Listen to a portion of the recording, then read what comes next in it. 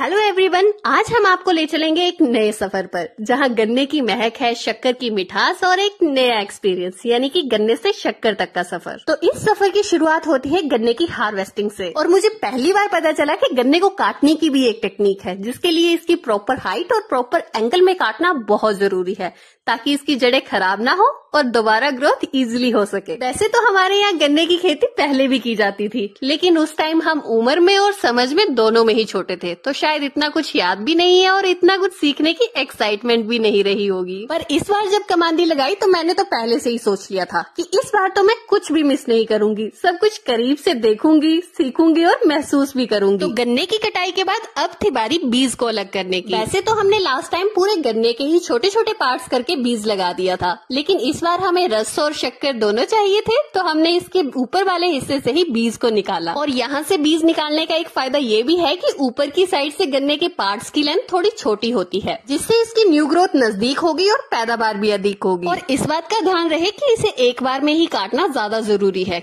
नहीं तो इसकी आइस डैमेज हो सकती है। बीज को अलग करने के बाद अब थी बारी गन्ने को अच्छे से साफ करके उसे बांधने की, जिसके लिए हमने दो टाइप की रस्सियों का इस्तेमाल किया। एक तो थी घर में पड़ी हुई प्लास्टिक की पन्नियां और दूसरी थी गन्ने के ही पत्तों से इको फ्रेंडली रस्सियां। तो इसी तरह से हमने इनके छोटे छोटे गट्ठर बनाए, ताकि हम इजीली इन्हें आगे की प्रोसेस के लिए आगे भेज सकें। जहाँ पर ये सारी मेन प्रोसेस होनी थी वो जगह हमारे घर से थोड़ी दूर थी, इसलिए हमें गाड़ी करनी पड़ी ताकि हम इन्हें इजीली वहाँ तक ले जा सके। और जिन्होंने बीज मांगा था उनके लिए लगे हाथ गाड़ी में ही बीज को भी भिजवा दिया। गाड़ी को भिजवाने के बाद अब थी बारी हमारी वहाँ जाने की। और वहाँ पहुँचते ही वहाँ का नजारा तो कुछ अलग ही था। हर कोई अपने अपने काम में बिजी। मुझे लगता है कि जितने लोग उतने ही कम। कोई गन्ने का रस निकालने में बिजी, तो कोई खोरी को सुखाने में, और कोई उस सूखी हुई खोरी को इकट्ठा करके स्टोर करने में, ताकि उसे बाद में यूज किया जा सके। वही कुछ प्यारे प्यारे बच्चे इतनी गर्मी में गन्ने के जूस का लुफ्त उठाने में बिजी थे। कोई वाटर बोतल लेके तो कोई घर के बर्तन लेके ही गन्ने का रस भरवा के ले जा रहे थे। मुझे तो ये सब देख के एक मेले की तरह लग रहा था। इस सब के साथ साथ हमने भी अपने सारे बर्तन रस से भरे और अब थी बारी नेक्स्ट प्रोसेस। एक बड़ी सी कढ़ाई में गन्ने के रस को कपड़े से छाना और उसे गर्म होने के लिए रख दिया। एक उबाल आने के बाद अब थी बारी इसमें मैजिक इंग्रेडिएंट डालने की, यानी कि मीठा सोडा। इसे डालने से दो फायदे होंगे, एक तो रंग में बदलाव आएगा और दूसरा जो भी गंदा मटेरियल होगा वो सब उबल के ऊपर आ जाएगा, जिसे हमारे यहाँ मली कहा जाता है। लेकिन इसे जितना जल्दी पॉसिबल हो सके उतना जल्दी उठाना पड़ता है, नहीं तो ये दोबारा रस में मिक्स हो सकती है। उससे भी हैरानी की बात तो ये है कि ये मली भी चारे के रूप में पशुओं को दी जाती है। देखो, ये एक ऐसी फसल है जिसकी कोई भी चीज वेस्ट नहीं जाती, चाहे फिर वो मली हो या फिर खोरी,